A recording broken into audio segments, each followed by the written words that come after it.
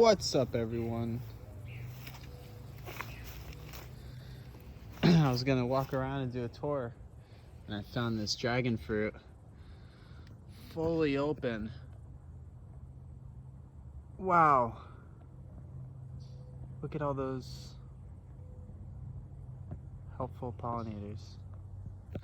So, yeah, these cuttings are from a friend of mine. I did a little harvest here. Got some white flesh red dragon fruit that we're gonna be planting on the far side of the farm. And right over here we have a yellow dragon fruit planting being put in. We had some invasive vines, a little bit still in the tree. We're gonna be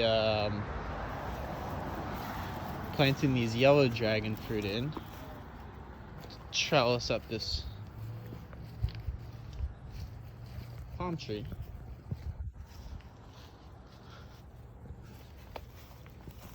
And provide cuttings and fruit. And we'll just walk over here to the farm.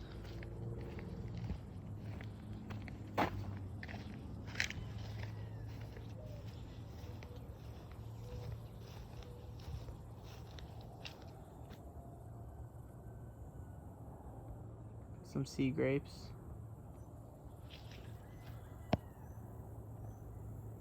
Some mourning doves. Some bananas. Frangipani. Got some racks of banana.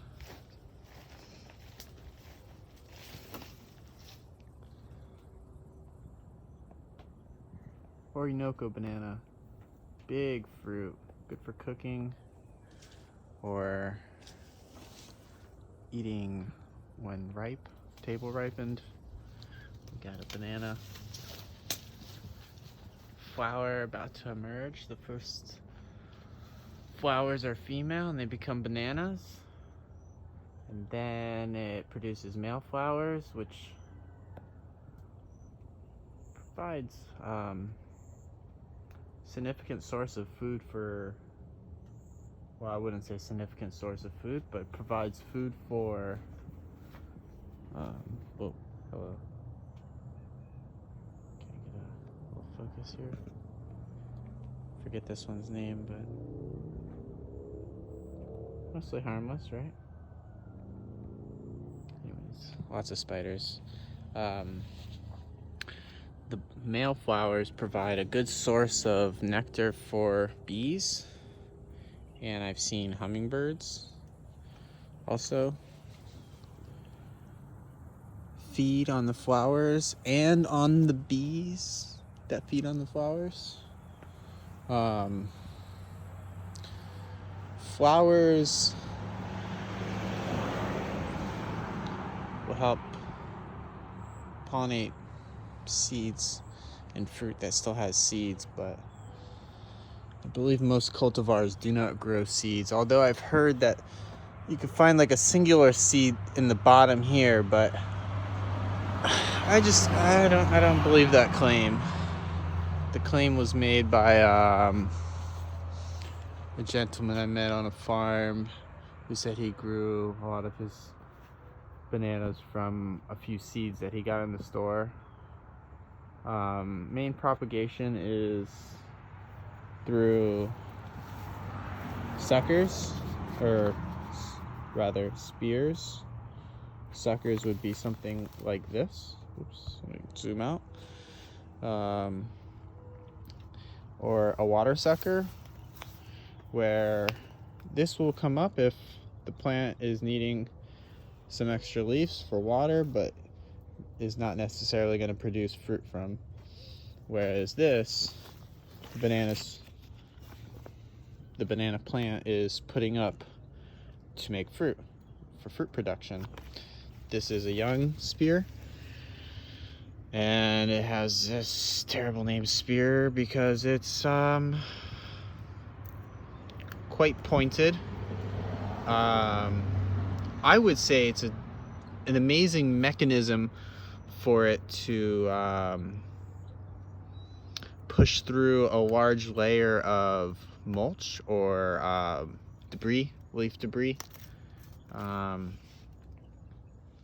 There's some bananas in the jungles of South America which get to be extremely tall, and I can't even imagine getting a sucker out. But if you come to the base of this spear, pup, we'll call it a pup,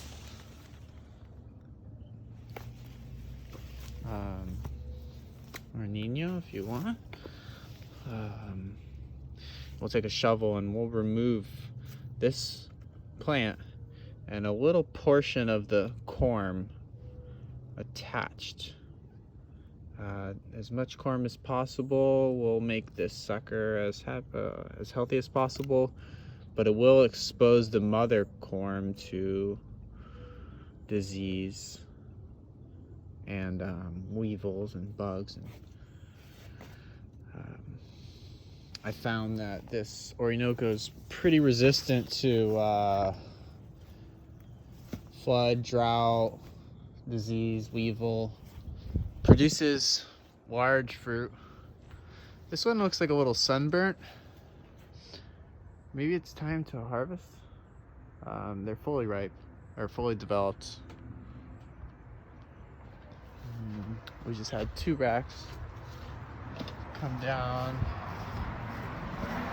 Over here, seems like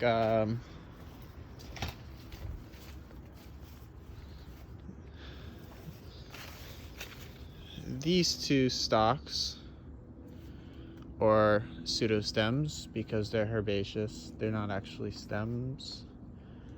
They're not trees. They're not trunks. Grew 2 bananas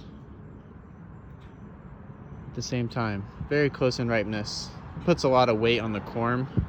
I'm sure that was a contributing factor to these bananas falling over at their midpoint. Probably weevil also. The way to detect if you got weevil is you'll cut up your portions of banana and slice it in half and stick it near the corm and come back in several hours. Check every 6-12 hours, whatever you wish, whatever you can manage, and you'll find if you have weevils, and then you'll know. I don't know how to deal with it yet, but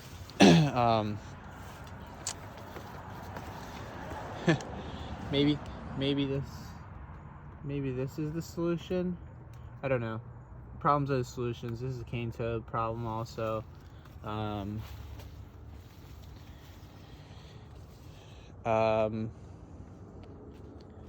My thoughts are it could go a few different ways. I could figure it out through research and time or experience. That's one path. I could not figure it out and nature figures it out, and over time things learn to eat it, and there becomes a balance due to my system being organic and extremely focused on biodiversity. So the weevil can find a natural predator, keep it in check. Look, there's another participant of the weevil control, maybe. We'll just observe and interact and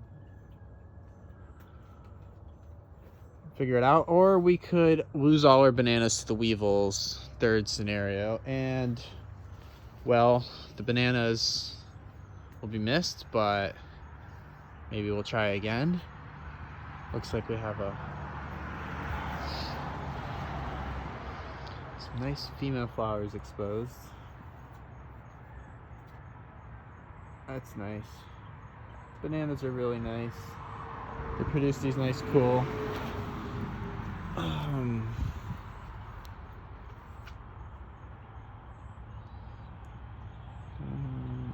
waxy covered covering, and sometimes it collects water for bugs to drink on. Bees have a good source of water, honey.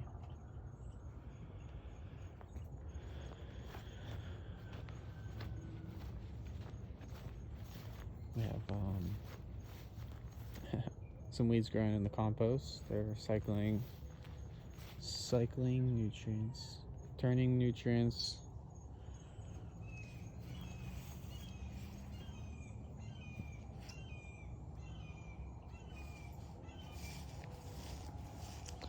We have some weed trees in the background. That's we're working on that. We've we started in this space.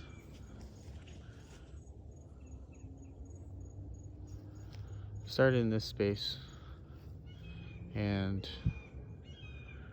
we decided to start in this space because there seemed to be a nice gap of sky between pine trees, and we started growing in here. But here and here and here were all weed trees, like it is here. So here was all this way, right up against it.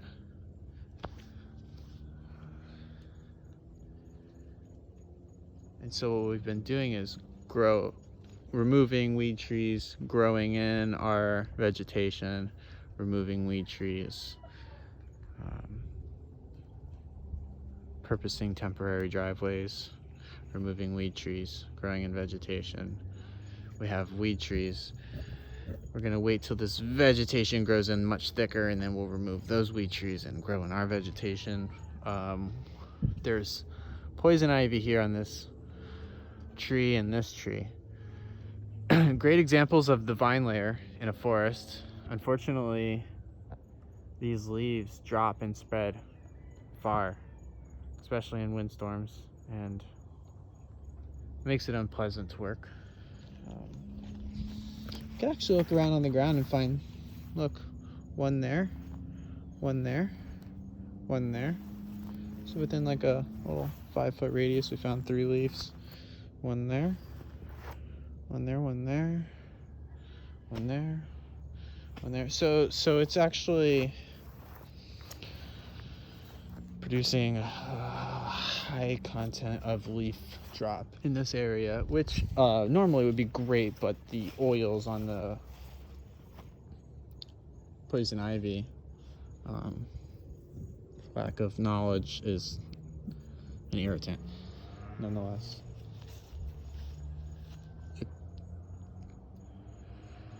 It is useful in the system, in nature, but because we want to coexist here, this one is no longer useful. We'll try to observe how the layers were when we arrived, and we'll try to mimic those layers. I actually have some cereseed climbing this tree, and have been encouraging it, letting it climb as high as it can go. We have loofahs climbing trees, we have grapes climbing trees, butterfly pea can climb trees if it wishes. We'll try to do that. We want to do passion fruit. Passion fruit's actually a very vigorous, quick grower. We can sell leaves, fruit, plants, all kinds of products from passion fruit. Poison ivy, unfortunately, we're not going to be selling anything. I don't even think it's legal to sell. But we will be growing more of these wonderful plants, dragon fruits. Fortunately, it's budded 4, 5, 6 flowers, but no fruit yet. These were planted by some woofers, helping us back. See, here's a flower bud, but I don't expect a flower. There is not enough buds. I don't know if there's enough pollinators, but we have this growing up into the canopy, reaching down. There's going to be I imagine moments where large clusters of the vine kind of self-prune, hang down. We'll cut them back. We have some kind of just tied up just a little bit. They mostly reach on and grab onto the tree with their own roots. So we have some dragon fruit here. Some banana with some signs of poor health. This one also looks, all three of these kind of look to have poor health. We have some cranberry hibiscus and pigeon pea, and I do believe there should be roselle in there also. If not, a cranberry hibiscus reseeding where a large productive plant from another area was just harvested and scattered in this area with the branches and seeds, and now we have some amazing growth of cranberry hibiscus for more flowers and seed production. And it looks like we have some sweet potato planted in there. We have some bananas back there which are just waiting for some sunlight. We have one back there kind of getting some better sunlight, but we have some Brazilian pepper here, unfortunately. And as I mentioned, these pine trees, which we're gonna leave, we're gonna incorporate into our system. They are the upper canopy. Their sunlight consumption really is minimal, if not beneficial for keeping a little bit of shade in the middle of the day, throughout the day. But because they're so tall, their impact throughout the day, sorry, I'm just looking straight down. But because of the height of the canopy, different parts of the day, the sunlight is pointing right now in this direction, but it's going to point like that, and it's going to point like that, and it's going to cast the shadows from way over here to way over here. And that's going to really break up how much it affects here at the base. So we have a large trunk, but we also can grow into all this space because of how much hours of sunlight we get. We have some passion fruit here, waiting to see what color. I believe it's red fruit. Looks like we have a tiny banana. We have a banana plant here. Cocoa plum.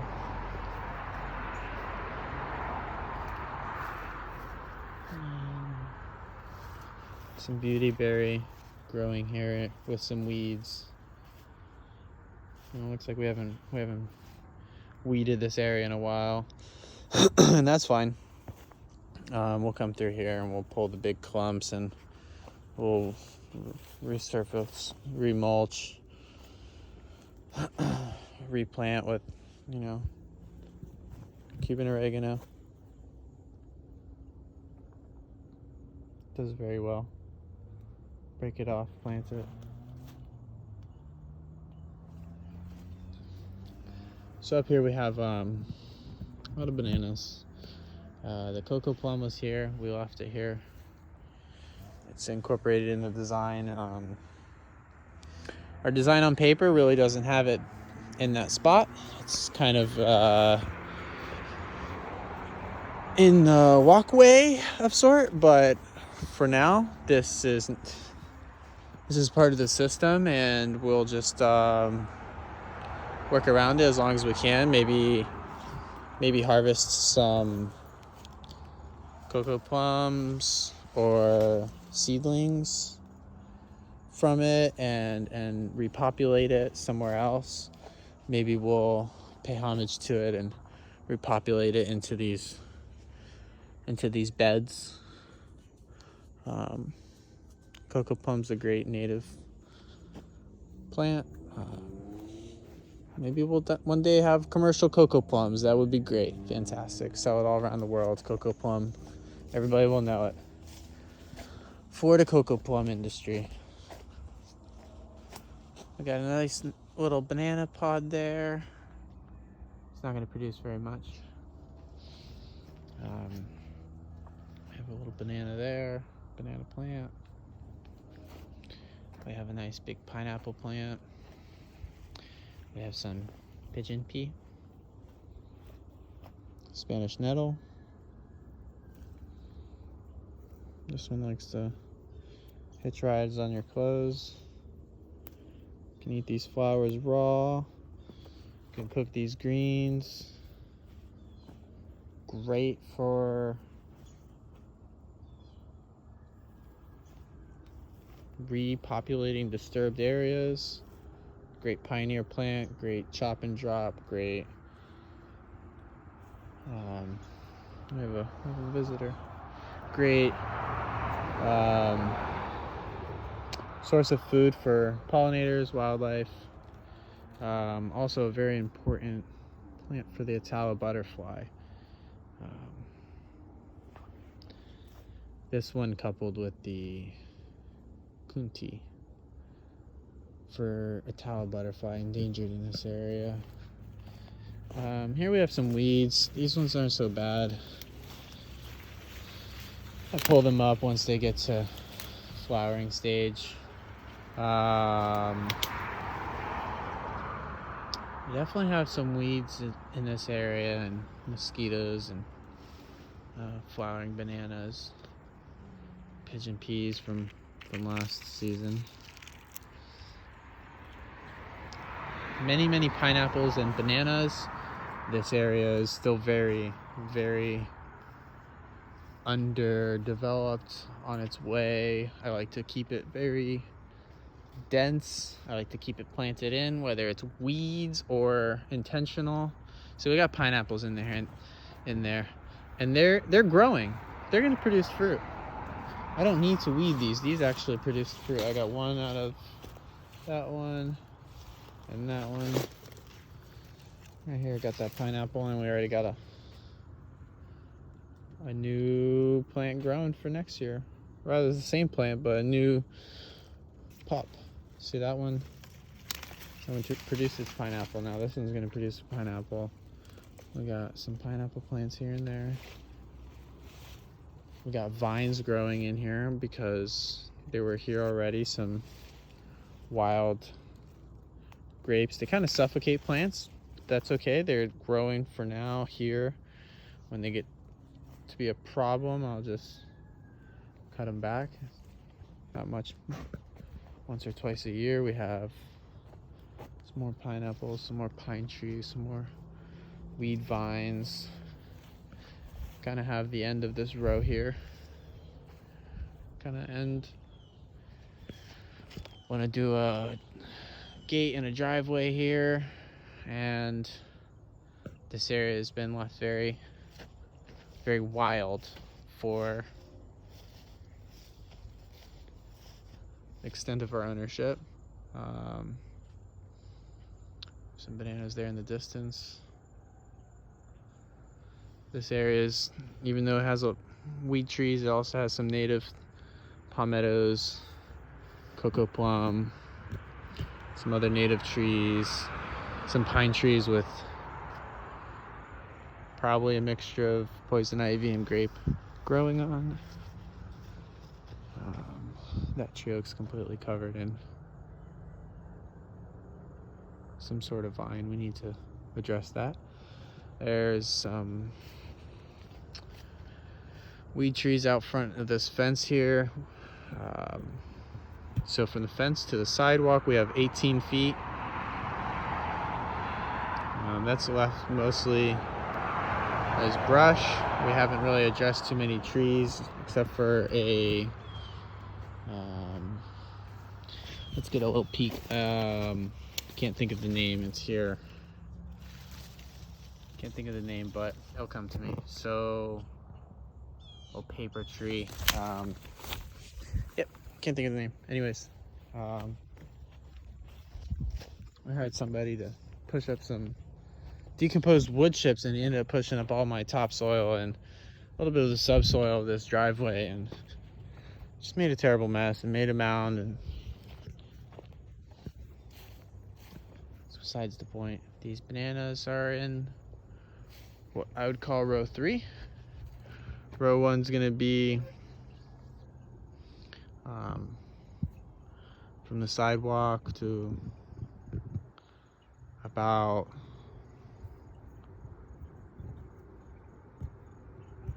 24 feet in from the sidewalk. Then there'll be a walkway, and then the walkway will be about there, and then there'll be row two. Row two right now is kind of a driveway to get wood chips dropped in. We haven't got wood chips in a while. We really need it. Tired of mowing grass. I really don't want to mow grass on the farm, so we're gonna try to cover all this in wood chips. Cover this whole area. Just chip it all. These chips are starting to break down and weeds are coming in. We can pull a few of these, but rather chip it. We have a rather healthy roselle.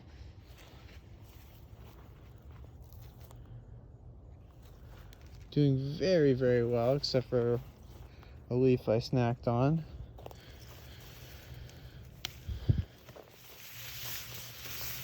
But this is going to be a great seed stock. Let's see, is it a singular? Yeah, it's a singular trunk. So we had a great double trunk roselle here from last year, where I planted in a large circle of biochar. Kind of got dumped there, we didn't use it, and then I put seeds on top of it and grew this roselle. Did really great. I'd spread a bunch of biochar out for these bananas, and look, we got some bananas. We got a few racks of Orinoco here. A few weeks off. We got officially row 4 covered in weeds. There's a butterfly pea here, so it's probably why we haven't fully updug this bed. And the bananas, we got a nice rack here. Actually looks really good. Oh wow, actually, wow. There's some damage. I'll cut those out. We'll see how long it takes to get those bananas. If I don't break these stems, it puts a little bit of energy into these flowers. Breaking those pods off gets us a little bit bigger fruit. That's a small rack, so I want to get some bigger fruit. I could probably come in here and take off this bottom hand and get some bigger fruit up there at the top, but Orinoco are pretty big on their own, so they don't need encouraging. We got some bananas here we're gonna remove and replant, maybe on the edges or in some other plantings. We got a praying hand banana there with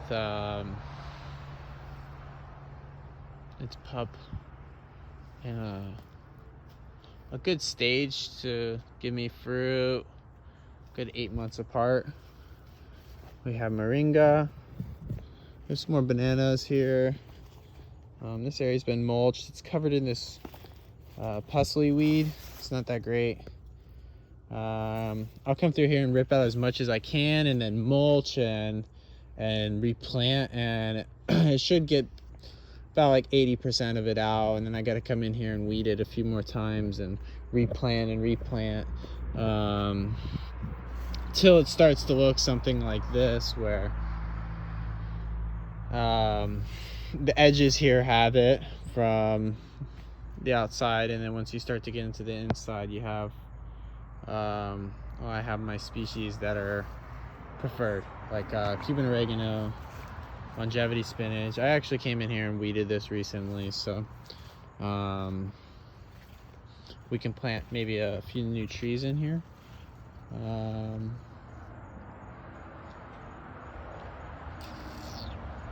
We have some turmeric coming up over there in that bed. We have this massive pineapple plant. 2 years ago, or 1 year ago, gave us a 8.5 pound pineapple. This year gave us like 6, maybe a little less than 6 pound pineapple. 5 pound 15 ounce, I believe. Now it has, I think it gave us 2 pineapples. No, this one gave us 1. But now it has 3 heads, and I believe it's going to give us 3 or 4 pineapples. And, oh, it has 4 heads. And I believe it's going to be time to move this. This area is going to get much more shaded. You can see in there's some deep shade underneath. The bananas, starfruit, jackfruit, pine trees. Looks like a little oak sapling in here. Black sapote, canistel. We have a nectarine.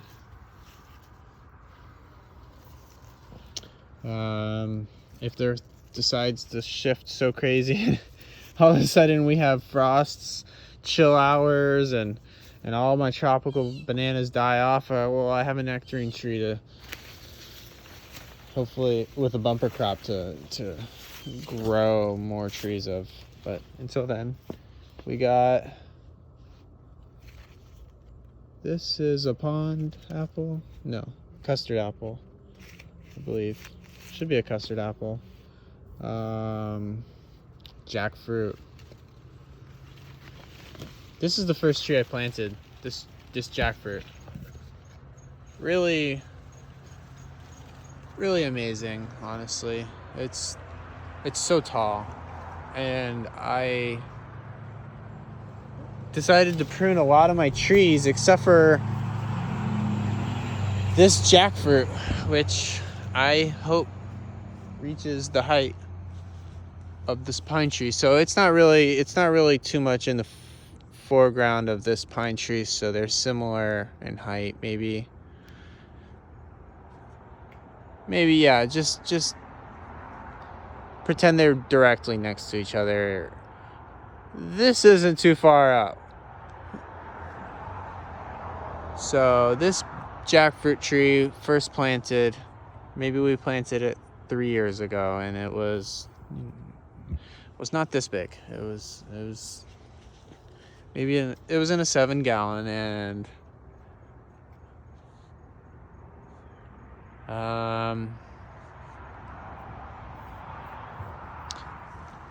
yeah, we had this moringa tree next to it. I was always during my stories, I would say the moringa tree was planted by seed maybe a year later and grew just as tall in less time, and how impressive that was. But right now it's so covered in flowers that it's leaning over. We can get a little close up here of these flowers. Moringa flowers, leaves, I think many other parts, bark, roots, are edible, if not medicinal. Just on our little walk around here, I'm gonna look here on the ground. See, there's a nice scattering of moringa flowers. There's actually less now than there was recently. I see a pod. Yep, we got a pod there. Sorry, I lost my focus.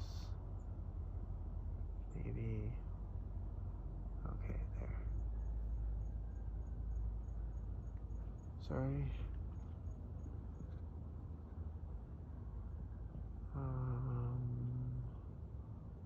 Okay.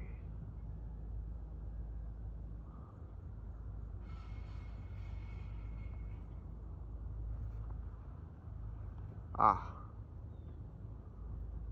Okay. And there's one way up there. That one looks a little more ready to harvest for seed. We got another big pod. This is probably a better angle. There we go. Got some pods.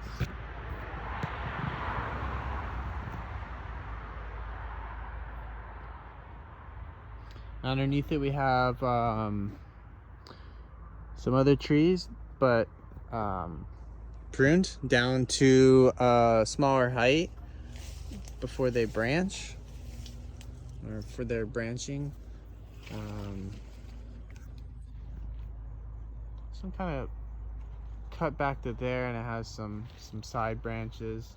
It might be pruned again here at this height so that these smaller branches develop greater. They have a lot of downward sweeping growth all the way down to the floor. Look at this, it's underneath the vines of the floor of the canopy. So there's like this hugging of the ground this tree's doing that I would encourage to just be. One, it's been actually used for some animals. I don't know what animal, but it seems like a nice little spot. Maybe a dog, maybe a possum or a rabbit. And those little niche spaces are great for any system. We got some Noni fruit. Noni fruit. This one looks like close to ripeness. For shipping, we would harvest it about this stage. That's going to be the color, if not a little more translucent, of when it ripens. It will surely change color up to the top. This is a unique fruit as it grows the fruit and then grows flowers that open and get pollinated. So the fruit is made before the flowers. Typically, the flower is made with an ovary, then the flower gets pollinated, the ovary swells, and the fruit is produced. Oh, we got a lot of mosquitoes. The Noni is special, and it makes the fruit and then makes flowers. So the pollen and pollinator has a influence, I guess I'll say, in the fruit. So I don't know how this could be exploited, but Noni is very medicinal, very strong, pretty gross, but like medicine should be, right? I'm joking. Anyways, my grandmother used to make me drink this stuff because she's Peruvian when I was a kid, when I was like a teenager growing up. And it was gross, but then I found my body kind of liked it and craved it. Like my body knew what it was good for. And it told my brain, and my brain changed my thoughts and said, hey, you want that stuff, drink it, it's nice. Although it is very strong, like stinky cheese, which I don't like. So yeah, I'll eat one a year for my health, maybe more later. Look at this pineapple, longevity spinach. I've been growing some longevity spinach in these old beds of mine, and they need to be reworked. So we'll pull these cuttings out, and we'll replant them over here, this other bed that just got reworked. We'll pull these cuttings out, plant them in that reworked bed, rework this bed, add soil, add nutrients, add new plants. We're going to continue coming down here and reworking these beds because these were some of my original beds, and a lot of the mulch piles and soil and sticks that I piled up for my hugelkultur kind of broke down unevenly, and well, it decomposes down to size. When you have trees that are growing, these mosquitoes, trees that are growing rapidly like this moringa here, and you know, channeling nutrients upwards. We have this other jackfruit. We have a jackfruit in the distance, and we have this jackfruit here in the foreground. This jackfruit here has some pineapple underneath it, longevity spinach reaching up into it. We got creeping cucumber, butterfly pea, and then we have a moringa that's reaching down from above and sharing its space. Look at that, the longevity spinach is there. That's a good 10 feet in the air. At least 8.5 feet in the air.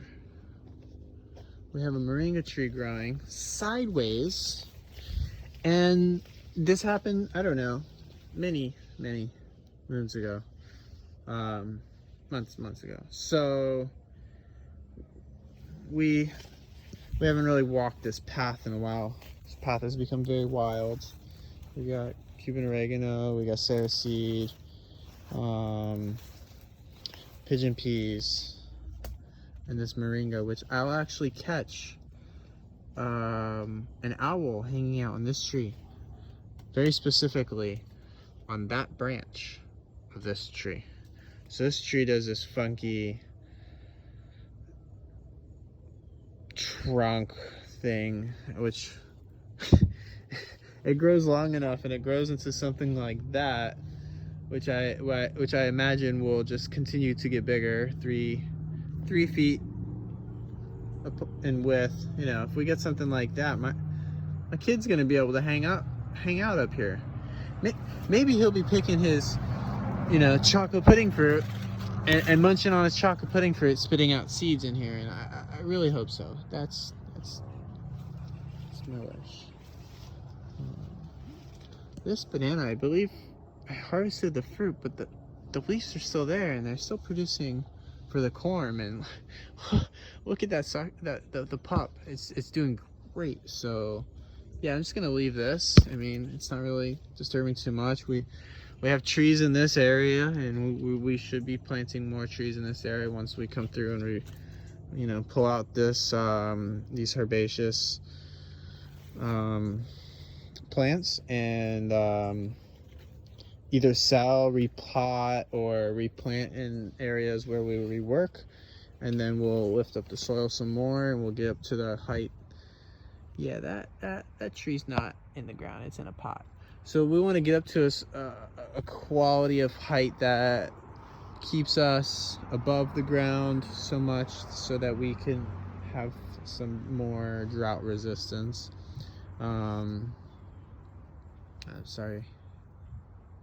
Flood resistance. I guess it'll provide drought resistance in the way that soil will hold more water, and the more soil, the more water we hold, the more it retains. We actually have some beautyberry in there also. Some beautyberry over here, which keeps getting hacked back. Oh wow, look at that. Okay, yeah. So beautyberry grows pretty tall. We didn't want it to fill in this area too much. I had some creeping cucumber, looks like I accidentally pulled it or broke the vine and died back. We'll walk through here. Check out these jackfruits. Wow, they're growing very, very quickly every day, but maybe we'll sell for vegetable. Maybe we'll sell for fruit. I think we'll sell for fruit. You know, let it get real big once these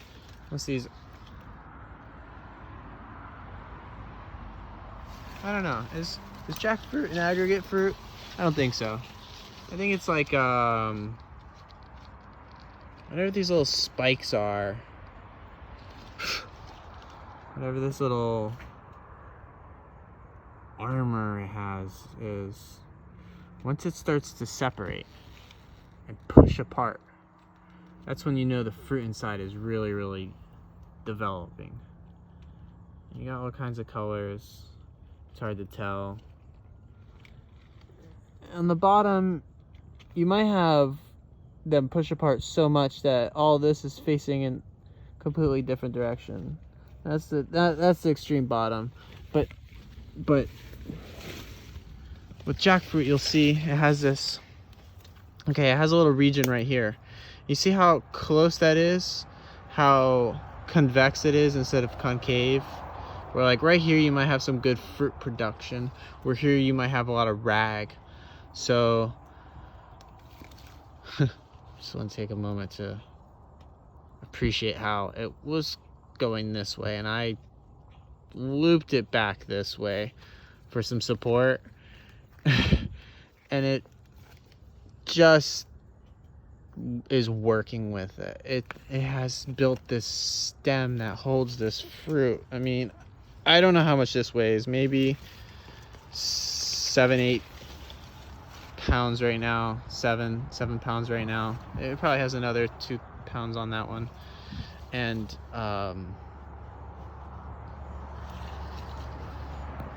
it's just gonna grow and grow and grow until it's ready. So when this thing is, you know, pushing out on all the fruit production areas like here and here, we're gonna know it's ready, especially the bottom. Unless the bottom doesn't have fruit production, it has rag production, which therefore we should be looking at all the edges where it's the most bulgy. And that's my advice on jackfruit. We have star fruit here. Looks like some fruits, you know, that had already gotten bit by bugs we threw behind, leave for birds and bugs. And we have another moringa tree here. They like to grow rapidly, and our soil wasn't so compact. It was very fluffy, and the tree kind of fell over, leaned over. So we have it growing very, very much on a slant, and then into this space, and well, actually back down. Smell is strong, like horseradish. The taste is strong, but its benefits are amazingly long and diverse. We have butterfly pea here. This is a good stage to collect it.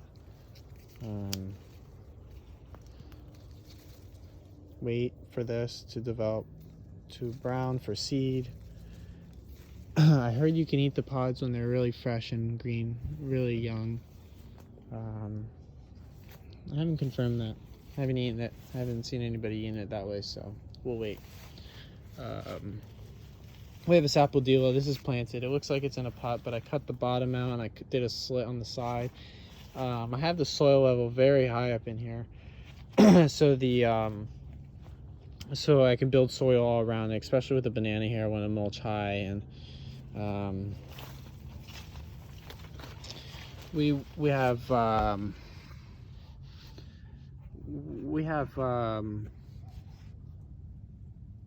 the possibilities of getting really high amounts of rain. I think one of the storms in Texas, they got 40 to 60 inches of rain.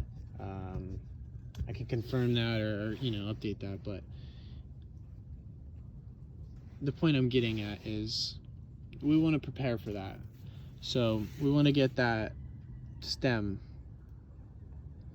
as high up off the ground as possible.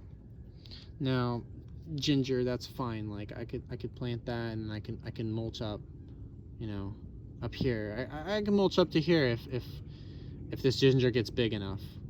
But I want to protect these trees. Here's more ginger. And I want to plant them up high. So I've waited a really long time to plant these, and a lot of my trees are in pots. We have some beautyberry, native beautyberry. This will reproduce by seed very freely and easily, by cutting, by stem, by root, whatever. It just wants to reproduce. We got some turmeric in here. We have pineapple. We have a canistel that divided very low. We have some more branches very low. We chopped the top here to get 3 leads. We chopped that top there and to encourage all these leads, so we have branches, fruiting branches out low. We can get some low trees. We want to plan these trees out for when they're mature and we're harvesting. We don't want we don't need to get really, really tall ladders or a bucket truck in here. We don't want to bring a bucket truck in here. We want to use some ingenuity and creativity to get this fruit down. And I think with the jackfruit, when it gets developing really high, we'll cut it for vegetable, and the lower ones will develop for fruit so we can harvest. Oh wow, passion fruit flower, that looks really nice. That might be the red kind. We have a Sarah seed over here, bitter melon, beautyberry, got some Sarah seed flower. People use the leaf. Spinach tree, not edible unless you flush the water out. Oh, look at this. Okay, we have a healthy eggplant, which part of it didn't really make it. Part of it did. And I think it's going to be healthy despite its terrible looking bug. You know what? We'll do that, and we'll give it some seeds. Ah, these mosquitoes are incredible.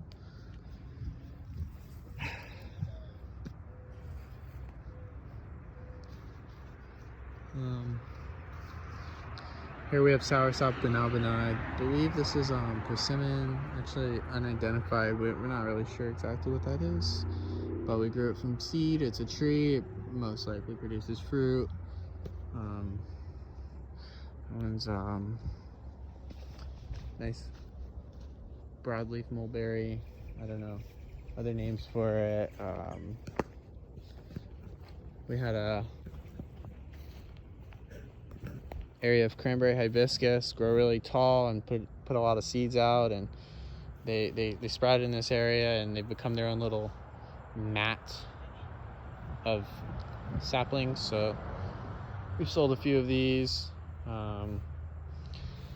This is a pigeon pea that grew into quite a large tree. We just pushed over with the tractor because it's too close to these power lines, in my opinion. Well, that's, yeah, that's just a bigger, let's not let the pigeon pea get that big. It's kind of, so the pigeon pea, it was kind of in the way of getting like a good working path in this area. We have our worm farm set up here, composting, got some buckets getting rinsed out by the rain. We have a little compost bucket. Oh, big spider web. I've seen some really big spiders out here, so let me just, wow, very strong. Okay, broke that spider web so it doesn't get me anymore.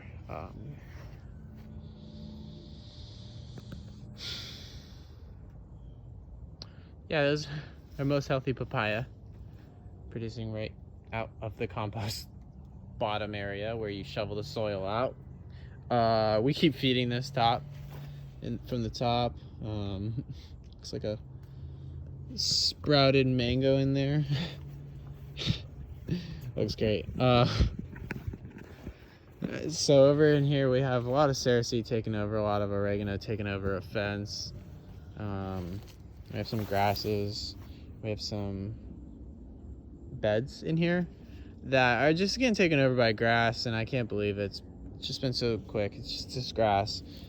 So I can't really fully get these weed seeds out unless I'm on top of this or I spray, but I'm not spraying. And my longevity spinach hangs in, so I'll come through, I'll pull all this out. We'll see it. It'll be all cleaned up.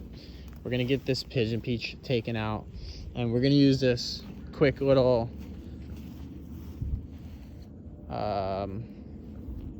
drop spot for a load of mulch, and this whole area will mulch in, and you'll see our beds and our turmeric and our longevity spinach, and whatever else we can share with this one and its family.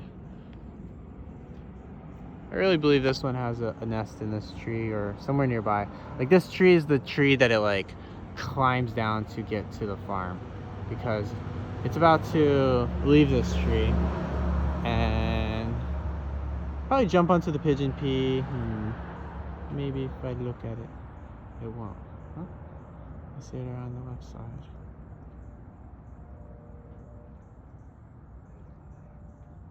I hear squirrels eating pine cones. It's breakfast for squirrels. We have some turmeric and a spicy pepper, Mad Hatter pepper, that was gifted to us as a little seedling, and we've grown it. We usually don't have very much success with peppers, but this pepper is doing really good, and it's really unique. It's like the patty pan squash. It's great. Yeah, this would be great. Make a costume out of it and go to, you know, Purple Hatter's ball, if, you know, whoever can go out again, you know. Whoa, wow. Okay, so it looks like a bunch of seeds I distributed, sprouted. This looks like cranberry hibiscus. Let's zoom out a little bit. Got some Sarah seed. I'll just pull that because this is a highly productive turmeric bed. I have tons of little turmeric that I want to grow into like medium ones and then plant them out. Wow, okay. Here we can see a bunch of little buds or sprouts coming up from turmeric all over, and they're gonna crowd each other, and that will be fine. We'll spread it out. We're just gonna get them started in here.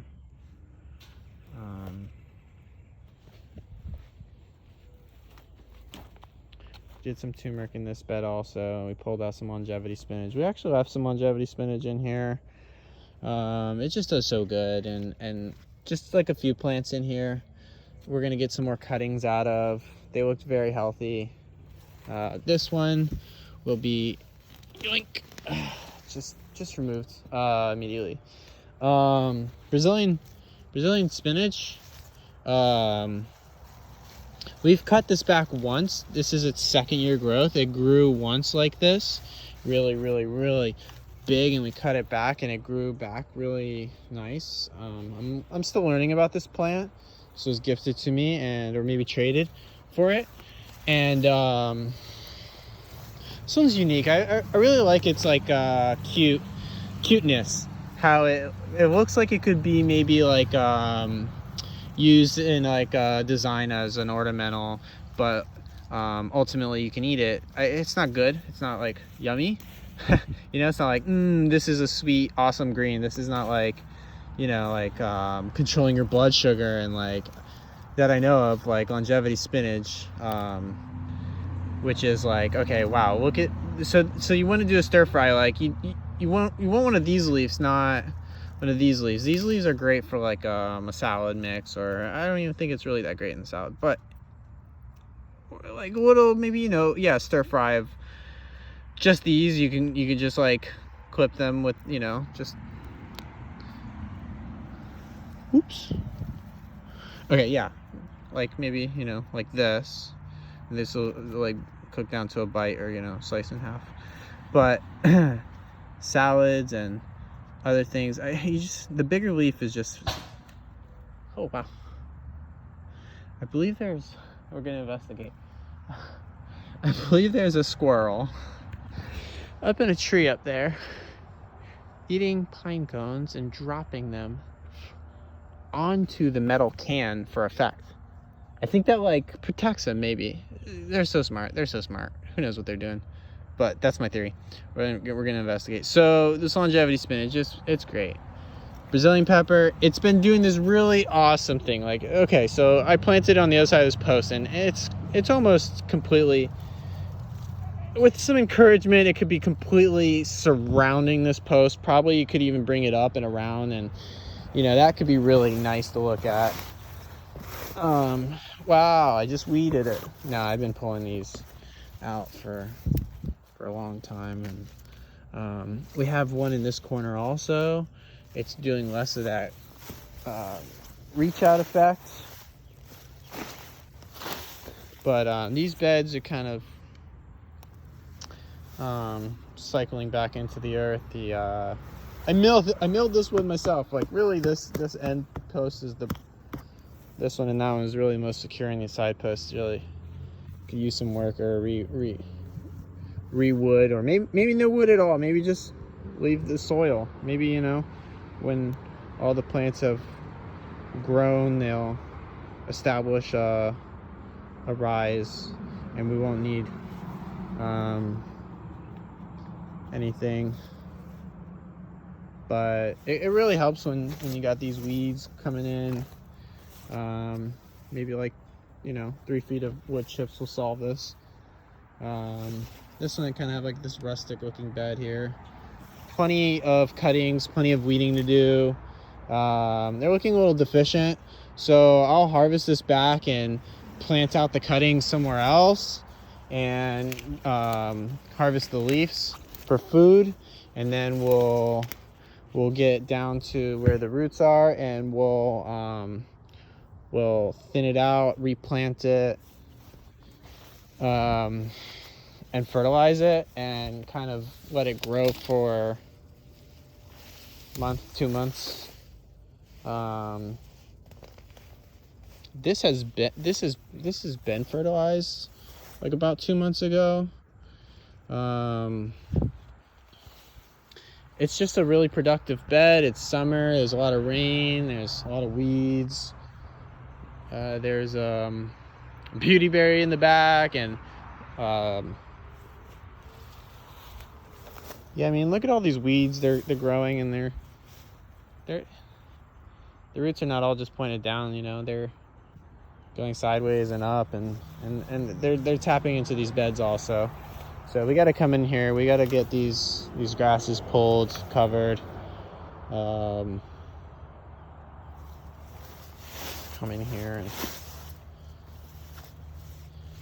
harvest some cuttings and clean these beds up. Wow, a papaya, I didn't know. We have a lot of oregano over here. Probably could do a nice big harvest. Some variegated Cuban oregano there. A little sneak peek, just a little tiny peek. So we got some butterfly pea here. Pants are getting absolutely soaked in this.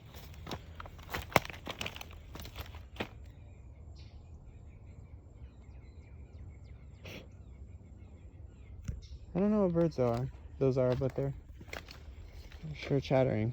More dragon fruit. I love the dragon fruit on cabbage palms. I want to leave the cabbage palms. They're native.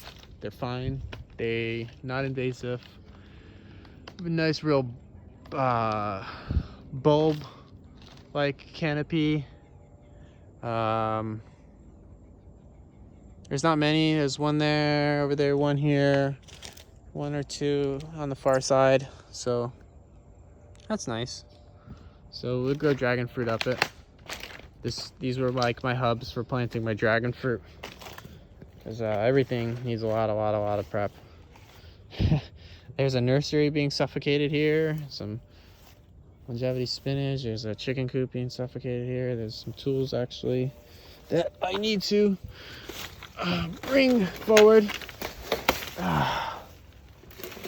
Some Sarah seed. I'm sorry, buddy. There was a a lizard napping. Okay, so we had this metal cannon right above it. I thought there was a squirrel munching on some pine cones, but moved off apparently. Or she. Tried to move this big old rock, and I made a big old mess in my tractor because I picked it up, but I didn't have the weight to balance it out. So I dug some massive holes with the tractor, and then I had to push with the bucket to get my back tires out, and you know, so we're left with the rock here and a bunch of disturbed earth. So We have to figure that out. I don't want to break it, but I guess potentially I could just, you know, break it up and then add it to my area. I have, I set up an area with a lot of large rocks, not this large, the native coral Florida stone, and I'm going to be growing pineapples in it, and that's the plan. It's in the far corner of the property, southwest, and we're going to be growing pineapples because they're bromeliads in a rock garden, so they could kind of utilize vertical height. That's the theory, that's the plan, that's the garden. We'll see how it works. 5-10 years. As everything is in farming. We got a money tree. It's Pasteuria aquatica. Butchering that name. Beautiful pine tree. Massive and mighty and majestic and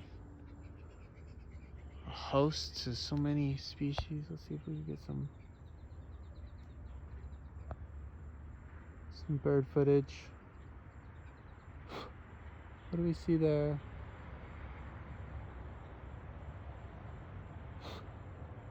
Birds hopping between branches. More birds. Many birds. Okay. This area was a papaya field. There's some remnants of the papaya field. There was a nursery in between and it got overgrown. We got a seminal pumpkin from this, and then it got mowed. I was gonna say mowed to rhyme, but you know, clearly that's not a word that I want to use for the description. So just an area that I mowed back. Kind of looking where. Huh. I didn't realize, but this meme tree has gotten pushed over or suffocated, and its top is there and it's growing too new from here. I must have come in here and pushed some trees and crushed it. You know what? I didn't really want it there. I'm not going to try to fix it, or it's a little tight there between this tree and this tree. These trees are wonderful. I want to leave them.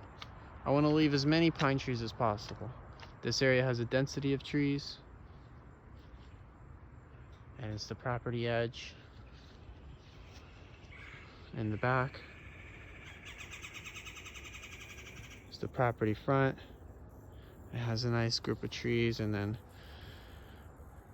in the middle there's some pine trees that connect. That patch, which connects to the front, this patch, this back line. So there's this highway of trees for all the wildlife, and there's also large weed trees that we need to get rid of. And so there's a lot of underbrush vegetation that needs to be hacked back. I just spotted some passion fruit, some native passion fruits. Oh, hello! And a lizard. Good morning. Are you a lizard? And an all, keeping an all. Looks like we have some more fruit there. And there, we'll leave that. We're gonna take this.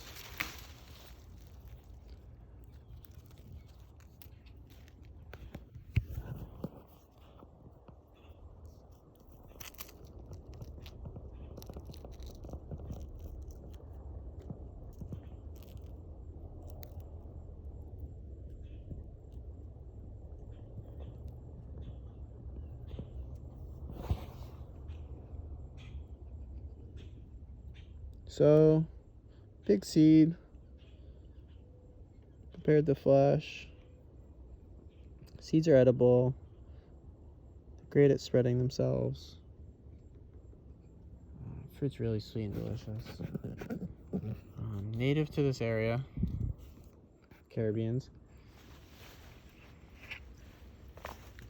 And not native to Australia, because everything I tried to look up for its Latin name is all about Australia and how it's not native. We have some longevity spinach in this area. We have some Spanish nettle. Spanish nettle is here. There's probably a lot of poison ivy around here also. I just mowed over. But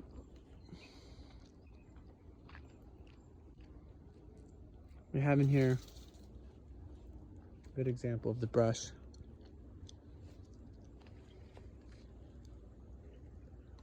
This is a cocoa plum. This is good. This is Brazilian pine, Brazilian pepper rather. It's not good. So this might have been 1 year or 2 years growth, and then this is one whole extra year. So might have grown 1 year, 2 years, which grown 1, 2, and then got so heavy it fell over, and now there's a whole extra year. So this might be a 3-year-old tree, and it's just big. It's just big. It's like jackfruit big, and we don't want it. We don't want it. I mean, it has production, has these like peppers, but it's not commercial. It's not good. It's the birds eat it, which I understand, and we definitely need to replace even if there's spiderweb. Okay, whoa. Look at that spider.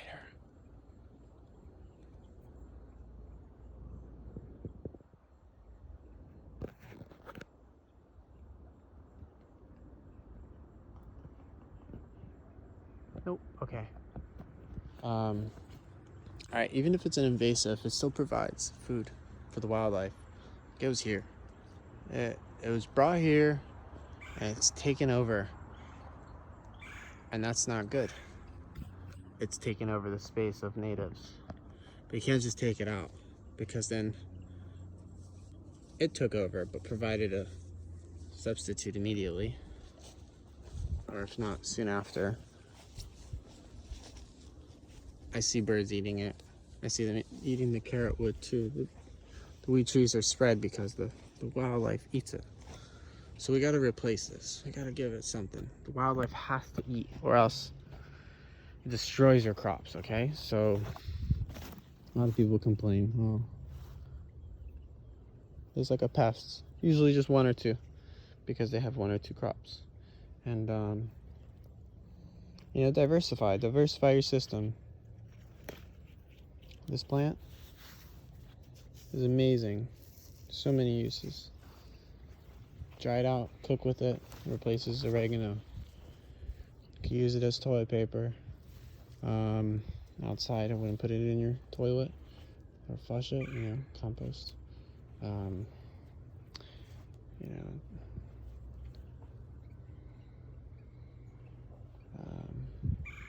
Yeah, compost appropriately. Human manure is not something to experiment with unless you know what you're doing. But for females, this as a toilet paper is great because it has like all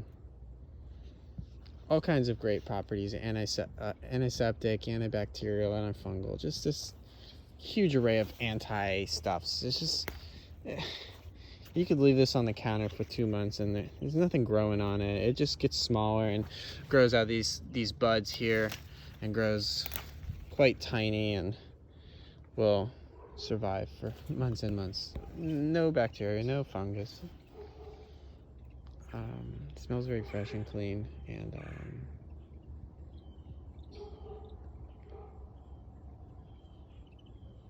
easy to replant. I like to plant it in an area that I want to grow in. So there is a little lull of plants here, maybe some weed trees around here that I didn't want, and maybe I was growing it over here or had it in a pot, and when I pruned it, I just lumped masses in an area. Didn't even dig in the ground. We dug in the ground for this mamey. This little claystone thing here I found in the trash. I'm gonna repurpose it. So I've looked at this area and I'm like, okay, we're gonna do something here, but just not yet. So, you know, maybe push back some weed trees, cut some weed trees and left. We got this weed tree here growing and we need to get on top of, but we also have a lot of other things to do and a lot of other ideas. The world has all its own agenda, so okay. Oregano. So I threw a bunch of oregano here, and now it has grown into a nice established area. If you want to use the bathroom, there's some toilet paper, you know, little outdoor pee. You might even grab a little tiny mini cucumber while you're squatting down. Maybe you'll get poison ivy. So okay, we'll get back to this area. This is why we're not really working in this area yet. It's very wild. It's very, very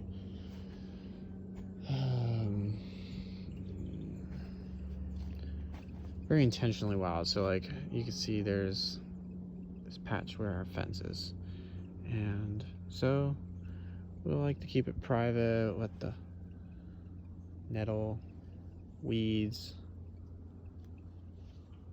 vines grow.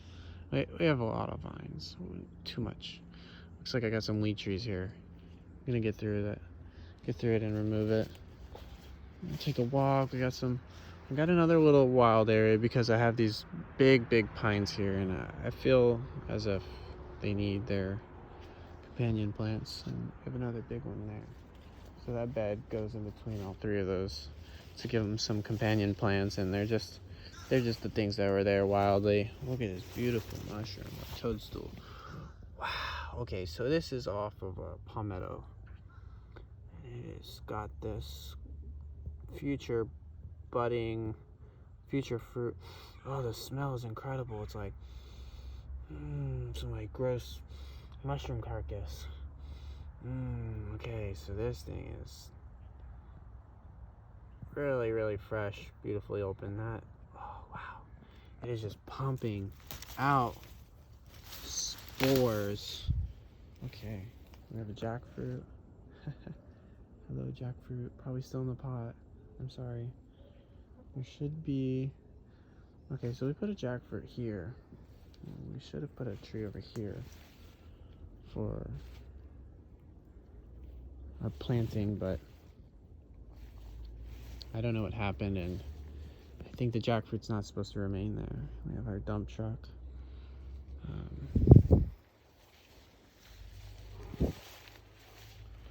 What other beautiful things do we have out here? Well, I pushed up some mulch. That's like a mulch. So maybe that's twice, 2.5 times high as the regular mulch there. But imagine the mulch that was there before, and it broke down. It was probably that high, and it broke down to that high. But I just scraped it off the top layer, and that's all we got. It's pretty incredible. But I've been just trying to clear out this area, visualize what can go here. There's a lot of weeds, so previously we had done papayas. They're very temporary. Like I had cut them back, and a significant amount of bug damage has stopped me from putting effort into the papayas we got. And we got, I don't know, 100, 200 pounds, whatever. We got I feel like we got what we needed. From 3 or 4 fruits, hundreds of seeds, hundreds of seedlings, to like 130 planted, to 80 surviving, 60 producing fruit, and 20 of them just pumping out fruit. A few of them, you know, putting out fruit here and there. Looks like we still have one there. It was doing fine, so I left it. Also, really, it was left because there's a lot of beautyberry here. So there's kind of this beautyberry guild happening. There's this tree was an old seed in a pot that was repurposed for a papaya pot, and there's probably a papaya tree And I believe it's canistyle. I did prune the top to encourage this side growth. So I would say I've put effort into it surviving. Look at this. One of its first leaves still alive. Maybe not really producing anymore, but look at that. Look at that. Productive, happy tree. We're gonna let it grow. And if it gets in the way in the future, the near future, we could dig it up and move it with a tractor. In the far future, maybe we'll need to rent some machinery to dig it up, and I have faith we can move it up to a certain height, and then we'd have to remove. This is scary as, oh my goodness, oh my goodness. I can't even get a good zoom on it. Let's see.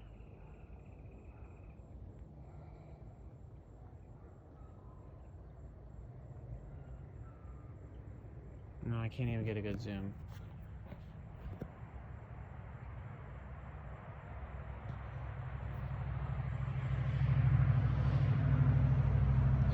Okay, well anyways, it's gotta be. It's a big spider, it's gotta be. We got a tropical almond. It's not wind tolerant. It's growing here. I'm okay with that for now. I figured if I really cherished it in the future, I could strap it to that pine tree and maybe it'll survive, or maybe it'll break above the strap. We'll just let it develop for now. Maybe we'll get seeds. We'll think about it. But this big mammoth tree, majestic, it's awesome. We have Cereseed. Yeah, we have this buffer. Palmettos. I mean, there's just like a 20-foot buffer to like an 8-foot buffer here. This will actually stop wind from the east for a significant amount of space. You know, if there's a good 15 feet of coverage, it'll cover about 15-20 feet of hurricane wind, maybe tropical force wind. It'll cover this whole little area up. Oh, I almost just walked through this. I'm going to walk under and around. Oh my goodness. Oh, it's so scary. Can't even get a good zoom. Let's do a gross, super, oh my god, close up. It's so scary. Okay. That was way too close. Okay. I don't want to harass the wildlife. Okay. Got some beauty berries. They're not looking good at all. They'll probably be chopped. What, grown back? I don't know. Deficient in something, probably calcium. We have a bunch of passion fruit taking over this palmetto, which this palmetto is probably like 7-8 feet right now. This palmetto is probably like 13, 14, 15 feet with its branches straight up, but the passion fruit grabbed it and just brought it down. Its weight is incredible. I see lots of flowers. I don't see fruit. So let's find out what it's needing and feed it. We have a bunch of oregano, palmetto.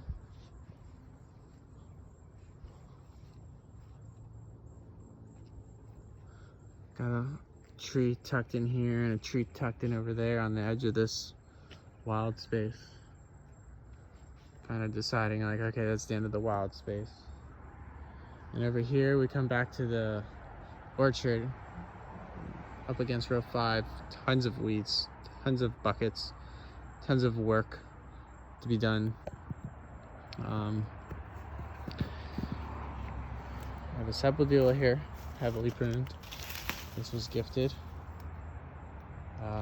Like I said, weeds. Like, this grass was not here when I last weeded this. It was gone. We have butterfly pea. There's these wonderful butterfly pea flowers. Let's see.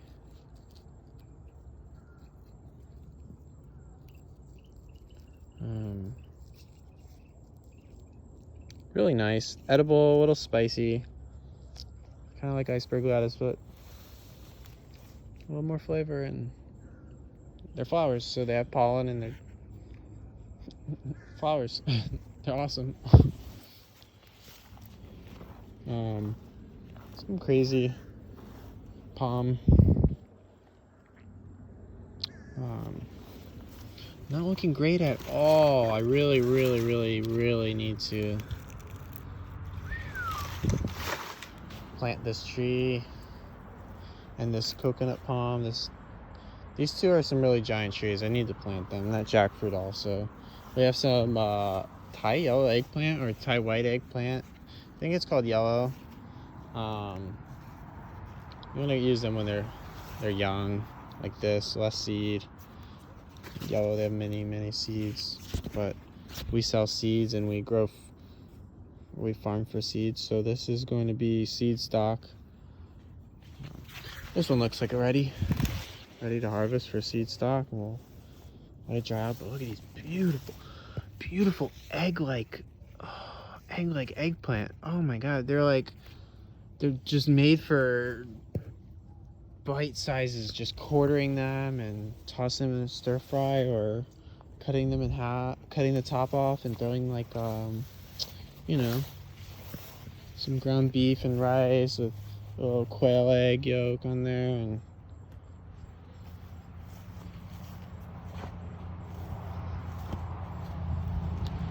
we have black sapote, longevity spinach, pineapple, some weeds, some seed, which is medicine. We could harvest there, we could just pull it out. But when I pull it out, I'll just throw it off to the side and we'll compost right there in the spot.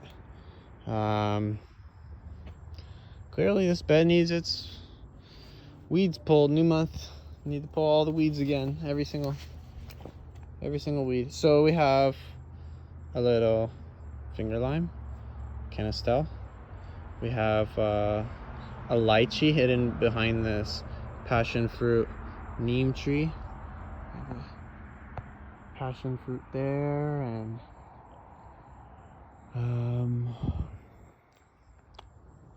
let's get a picture of the neem.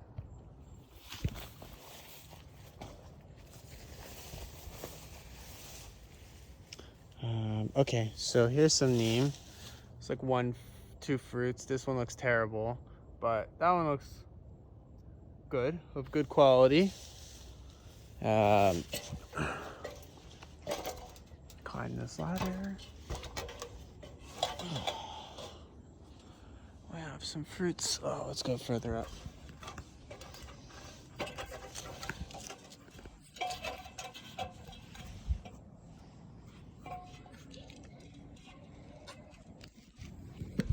A little bit of height perspective. So we have the bananas back over there. We have this brush. A cabbage palm. Let's see if we can block off the sun. Weeds. It's like poison ivy and grapevine in this tree.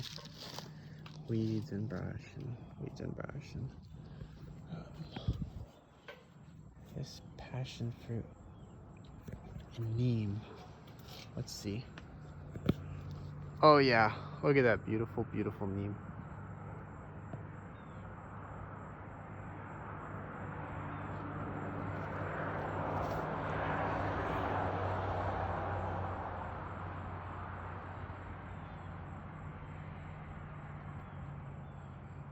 Oh, look at that up there. Those will be harvested today for seed. That golden, beautiful neem. Oh, there's a passion fruit there.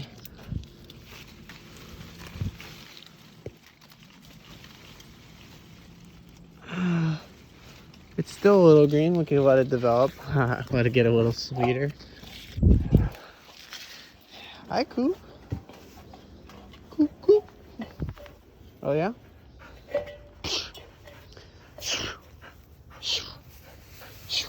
You ready?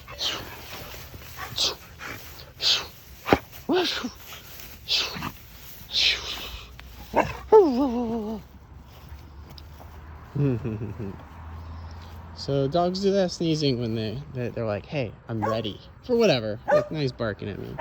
He's what are you ready for, huh? What? You ready to go back? Yeah. Low quad. Look how wonderful this looks. Look at that. Low branching. We got 3. And we got some more. Maybe we'll top this. And this and that. And we'll get some even more low branching. We got some pineapples. We got a decent amount of pineapples this year. I smell stink bug. The sweet smell of stink bug. It's almost not that bad. Turmeric, bananas. We had an oak sapling, and I was like, okay, yeah, oak. I'll grow it into a pole, and then I'll cut the pole, and we'll use it for a tool, and it'll grow straight, and it'll be awesome, and it'll be strong wood. And this little mini cucumber decided to take residence. So like, just I'm learning from nature, figuring itself out. These little cucumbers won't get very big. They're tiny. Mouse melon or sour gherkin. It's really great. Great for pickles.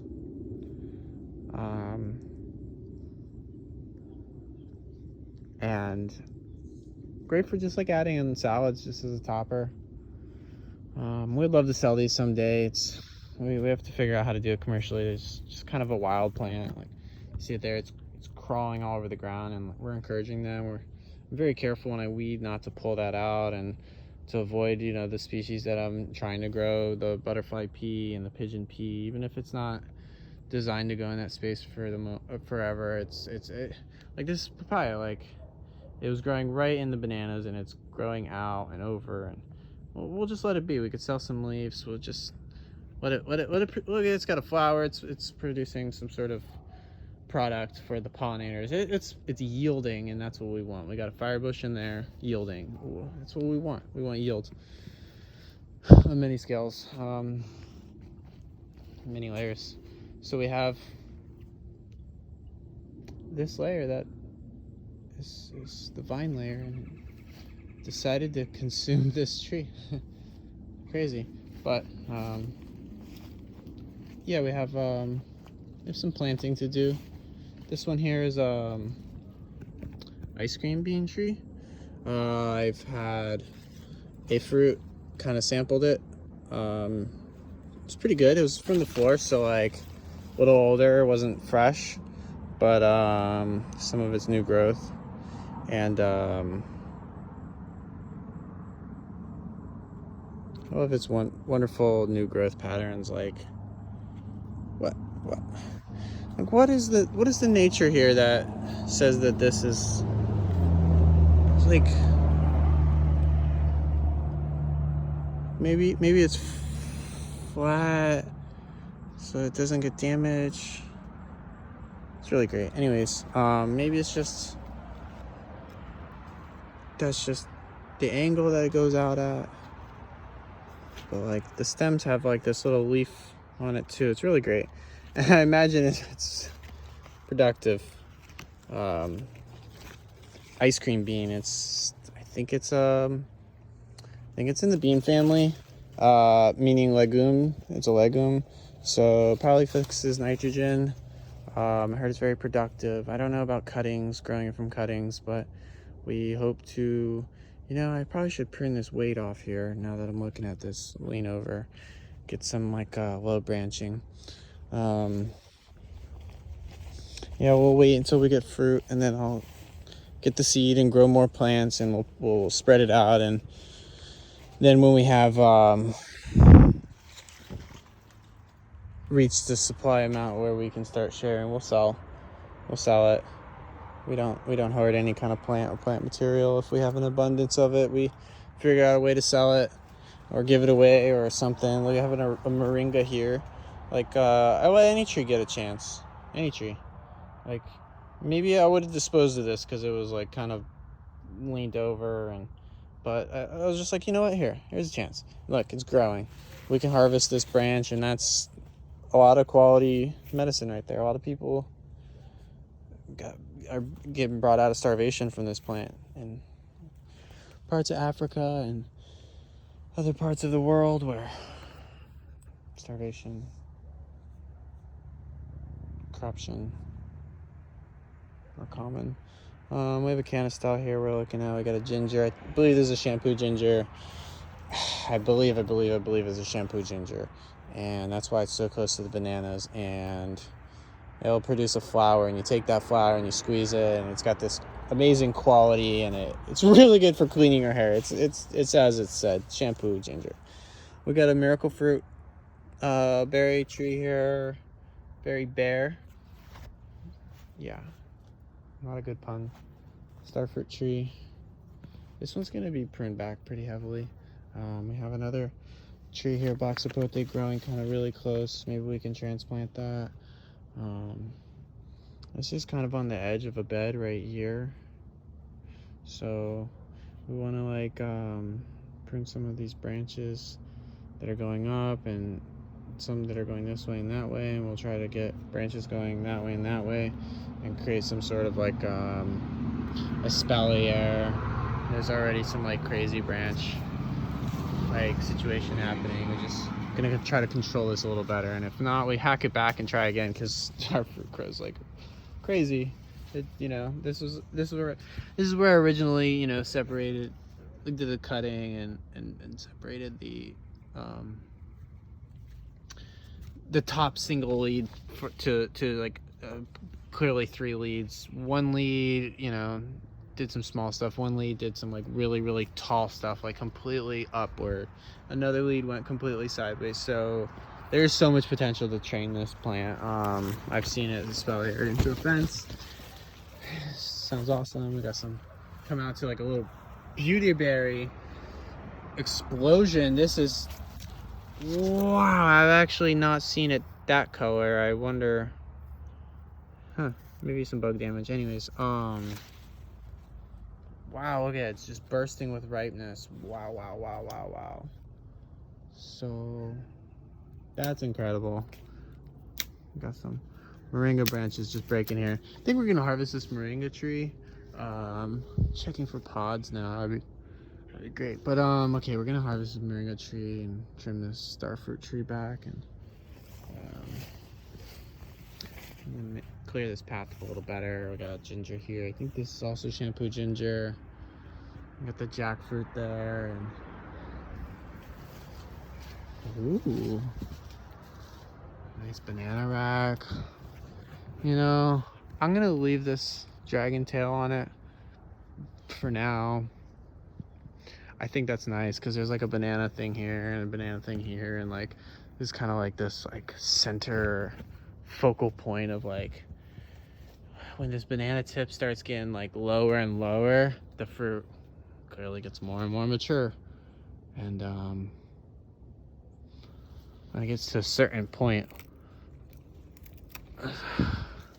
after it puts out so many of these flowers, it only puts out, I don't know how much a day. One, maybe every night it opens up another sleeve.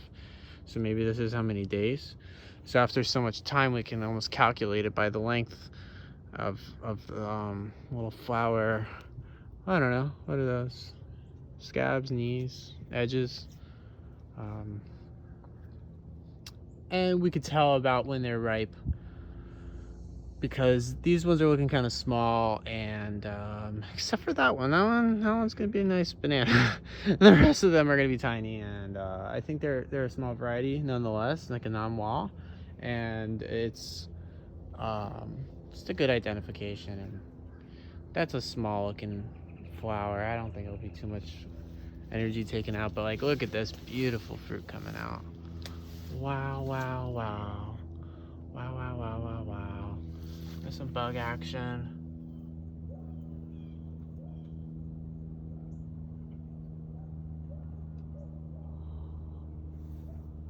Really amazing. Like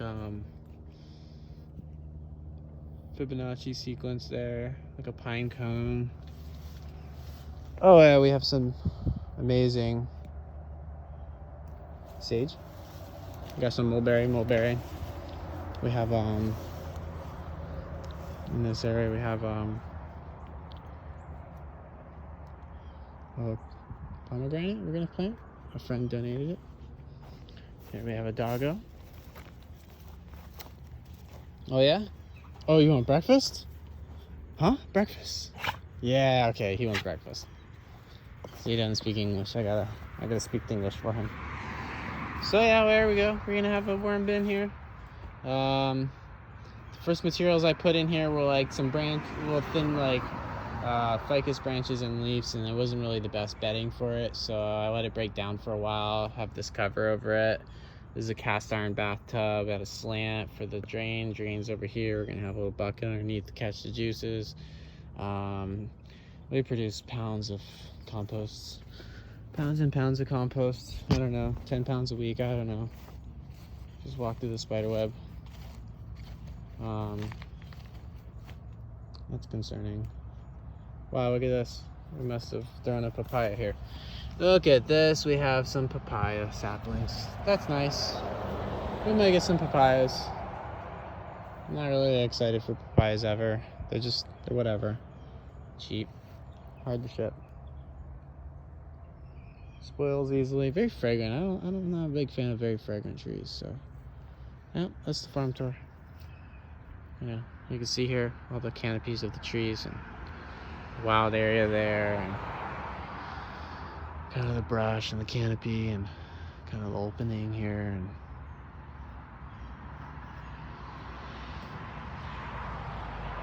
this little island of food bramble, food forest, food brush, food wooded square. Hopefully we grow in this whole area. Maybe we'll build a house. Maybe we'll build a small house or a big house. We have some zones over here and back in the far area for it, but we have this orchard plan from the front to about the middle, and most of this space from this edge, 140 feet that way, we'll have like 250 altogether, including like a canal and easement, and we have like a big brush buffer back there that I think is necessary concerning storm winds and native biology and biodiversity, and trying to leave some areas wild for everything, microbes, macrobes, the micro and the macro.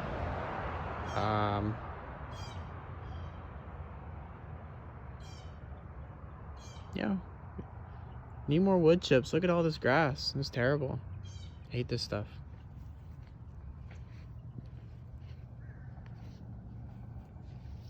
Yeah, there's another big compost area. We just pushed this back not too long ago, this summer, and it was like a big pile like here. We pushed it back, so now it's back there, and we do some composting here, some large composting, some gross fruits. I've been composting a lot underneath these trees because we got a lot of cuttings to make, and we got a lot of extra leaves and some extra packing material. Oops, I just walked that spider web. So like some mold cuttings that just weren't good. We just tossed out here, and you know what? Look, it's growing. We got some probably from fruit tree is gonna grow in here too, because we just composted right here, and got some logs, fungi, papaya, banana,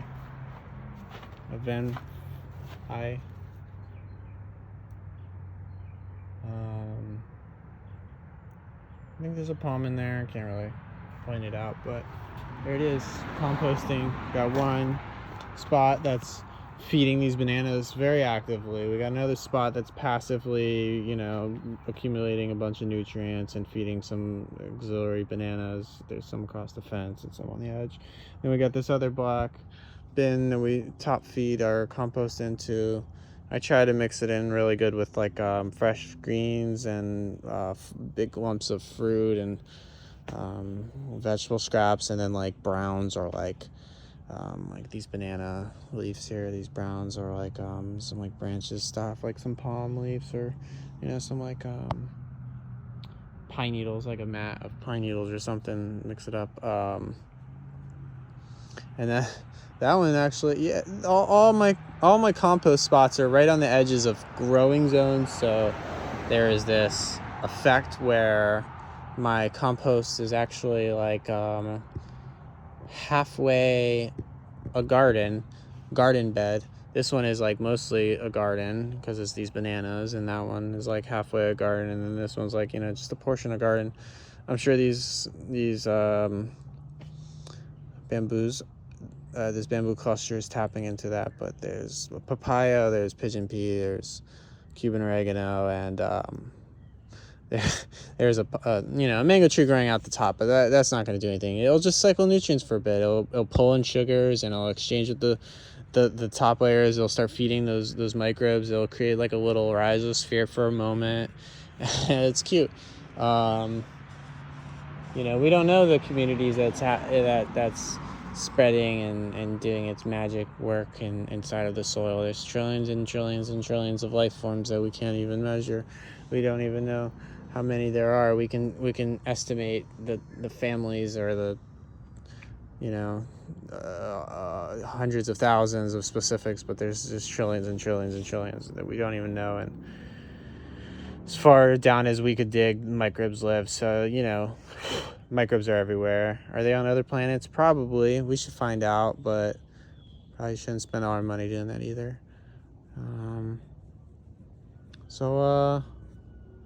Thanks for joining me on my farm tour. It's August 4th, 2020, South Florida, Palm Beach, and it's been raining a lot. We're in our wet season. We're in our rain season. We're in tropical dry savanna, where we have monsoon season in the summer. We get a lot of rain. Sometimes from tropical storms we can get a massive influx of rain, 12, 24 inches, something is not out of the picture. It's kind of crazy, but 4 or 5 inch rains weekly could be quite normal in the summer, as like just normal. 5 inches a week, which is quite a lot. And then in the winter time, somewhere at the end of the year, October, we start going through a dry spell, and hopefully we get some good rains in the middle to vitalize the lands and fill the aquifer. Otherwise we could have months of drought, depending on the oceans. And I think the El Nino cycle, we might not even get a lot of rain one year, and we might have a drought go from our dry season through our typical monsoon season. We could have a drought last all throughout, and then into the next dry season. So we could potentially have a period of 18-20 months of drought, which would really suck. We could have a period of 7 days of just straight rain, which would really suck also. So when I design my farm, I'm thinking of those things, and I'm trying to plan for those, even if it takes me an extra 5 years to plan out my farm on my budget as a non-retired young person. And thankfully the land was acquired in without the use of credit. We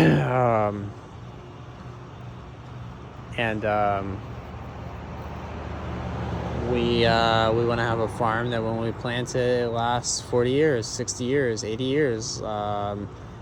I imagine that if I left my system right now, it would continue to grow. The dragon fruit would spread, the pigeon pea would spread, the butterfly pea would spread, the jackfruits would spread, the bananas would spread, some things would die back, some weeds would take over. You know, there'd be a series of events, but mostly there'd be food here for a while. Whether it's for the squirrels or for humans, there'd be papayas and bananas for years and years to come. But the more I do, the more I incorporate, the more fruits that we can get on into the system, the more we can push out the weeds and grow our food like weeds. You know, our trees as a overstory, and you know, our understory trees and herbaceous and vegetative layers, vine layers, and then we add the human layer. Well, the human layers, you know, all throughout, but and the animal layers and the microbe layers, and we try to build a system of resilience so that we could have a source of income generating wealth, so we can focus our efforts on others, share the abundance, the things that we learn, the mistakes that we've learned. We could get people on a fast track to abundance. We can get people, you know, on a fast track to knowing what problem is in their system and how to address it. Just test the soils, find the bugs, bring in the companion plants that are needed, and do political work, or, you know, just realize that life is finite and spend it with people or family or yourself, or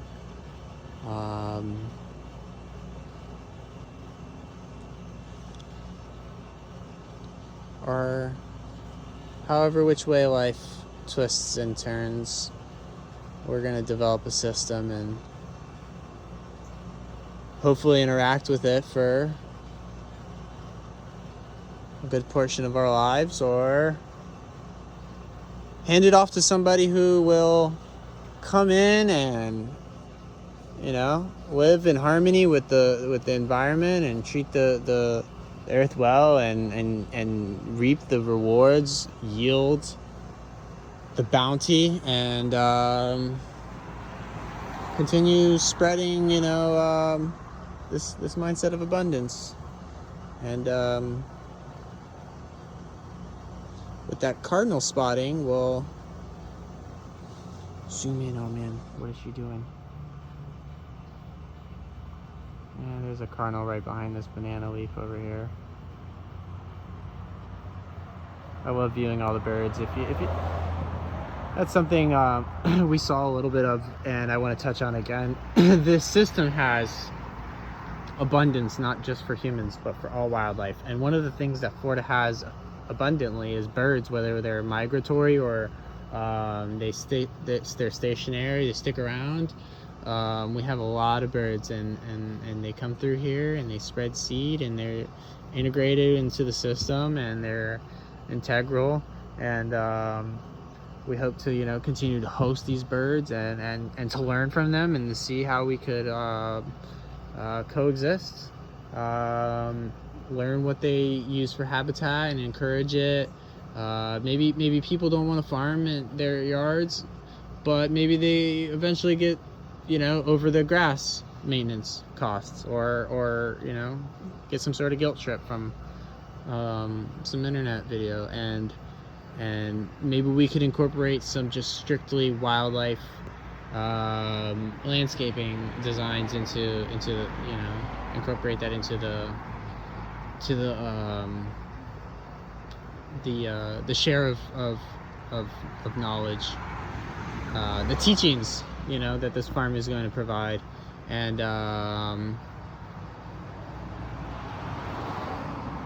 maybe take back some of that desert lawn and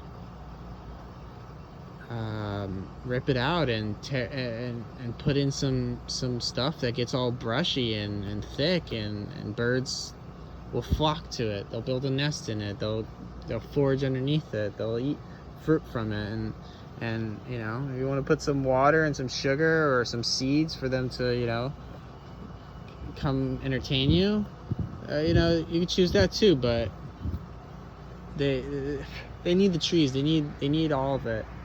They need the whole system. And the more and more